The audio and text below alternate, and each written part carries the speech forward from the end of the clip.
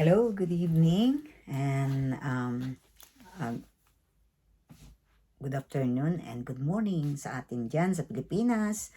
Alam ko po na morning na dyan, madaling araw na. At magbibigay lang po ako ng kaunting reaction about Karepa vs. Merd o Merd vs.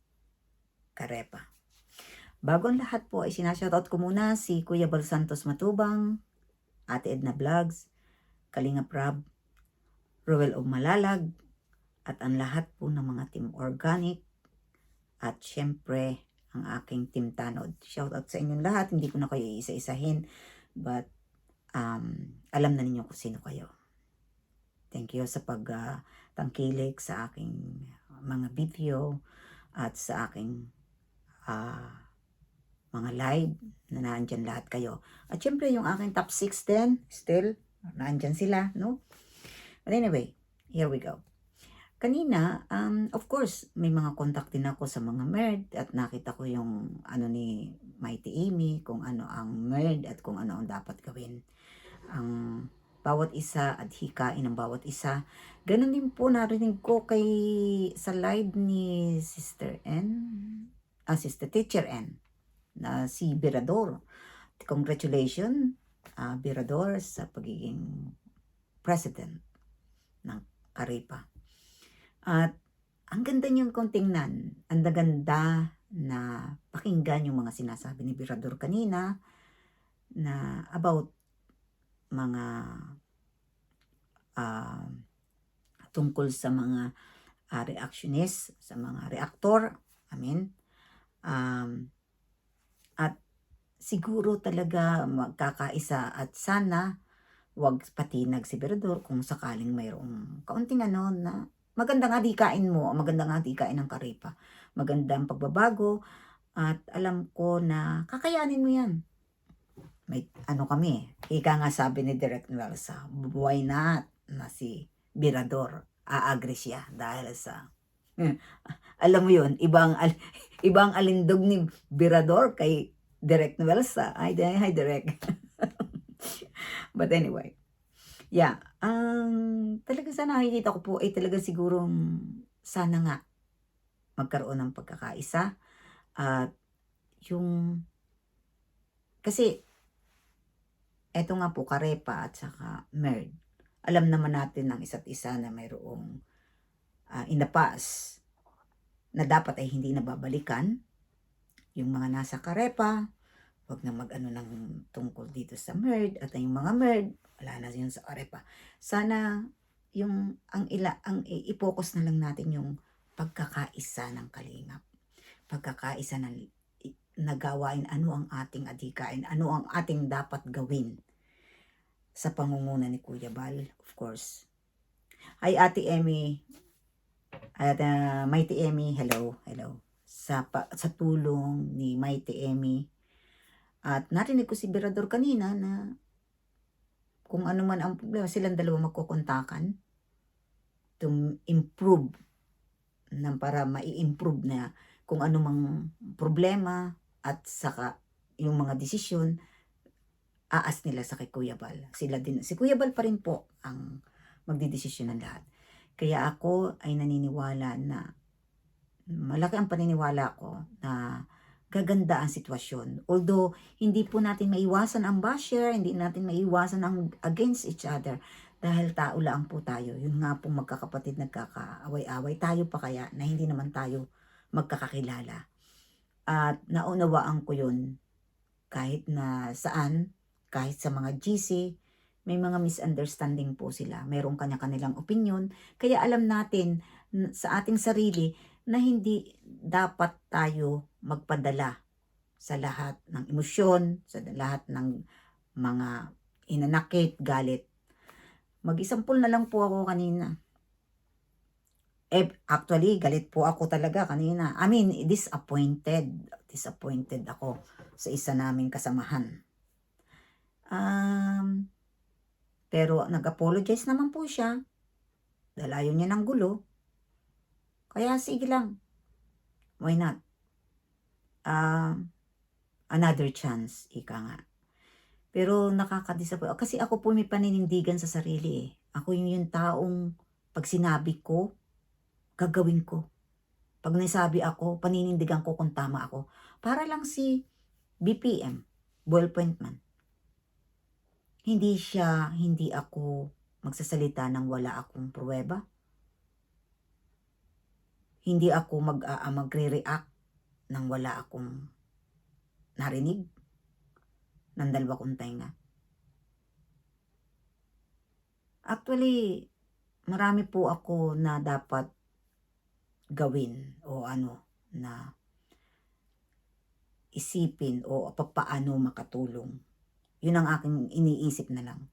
Kung patuloy akong tutulong, saan ako, bilang, hindi ko naman sabihin ang sarili kong sponsor. Kasi ako po, tumutulong lang. Siguro, sa ibang tao, sponsor ako kasi nakakabigay ako. Pero it doesn't mean na ipinagmamalaki ko po ako bilang isang sponsor. Hindi po. Wala po akong,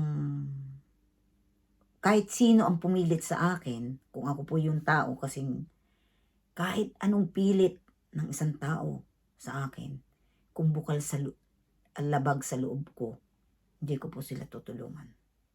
Kasi alam ko po sa sarili ko sino dapat tulungan. Marami dyan. Kung tutuusin, marami dyan sa atin. Of course, like sabi nga nila, family muna bago ang ibang tao. Of course po. Pero yung pagtulong po, kahit walang, ako kasi nakamana sa tatay ko eh. Noon, panahong 1960s, 70s, walang mabili, 70s, mga 70s. 1975, wala nang mga, kung sa kuwan kami medyo nakakaangat-angat na ng konti, natutunan ko po sa tatay ko yung pagtulong. Yung isasaing mo na lang na nung 1970s, yung isasaing mo na lamang para ngayong hapon, ibibigay pa ng tatay ko sa walang makain. Kasi ang katwiran ng tatay ko, yan ay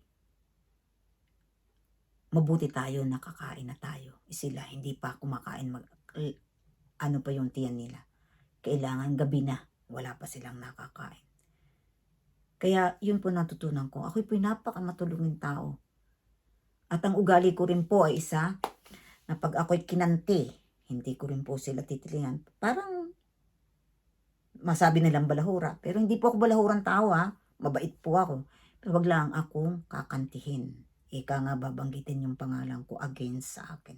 Wala akong inaapakan tao, wala akong inaapin tao. Napakabait ko po sa ko sa sarili ko, mabait akong tao. Pero wag akong uunahan. Wag akong uunahan. At yun, sana po ang mangyari dito sa ngayon, yung pagkakaisa, yung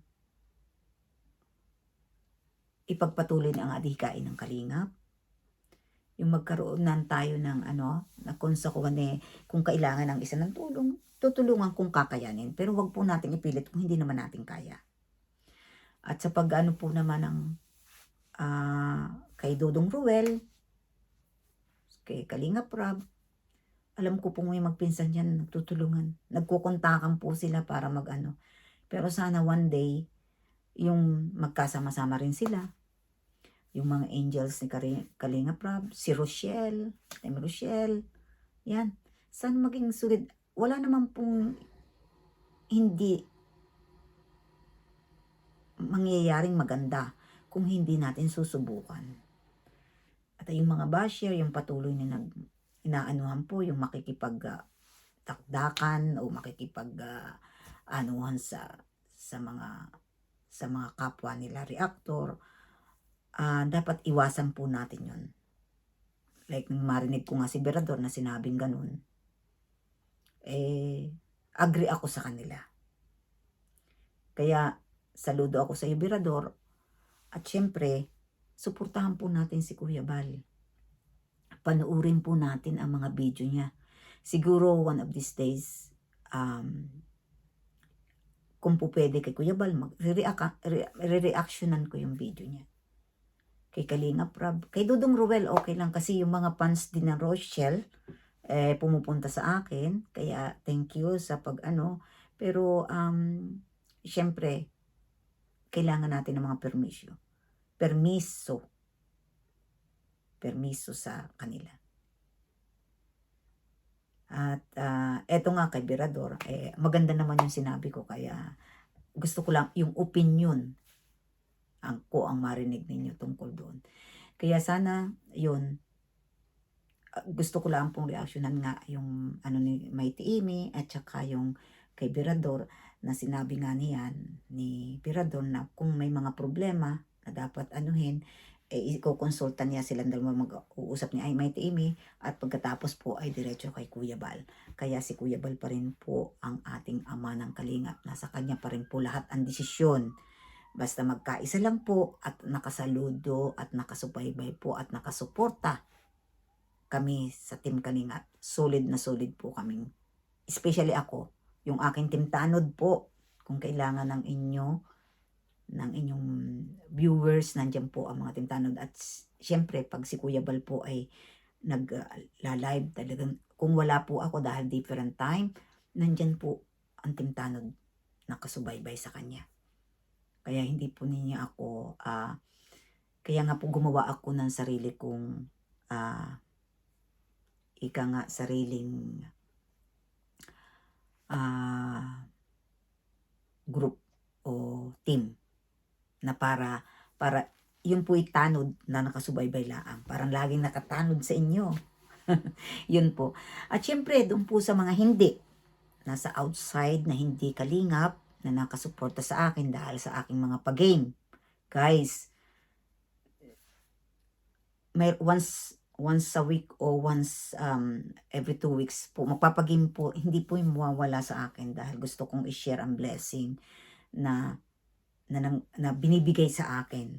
Kasi yung meron din po ako, yung partner ko, ano po yun para sa blessing sa mga palaro. Kaya wala lang po ako talagang ka-time na para magpalaro ulit.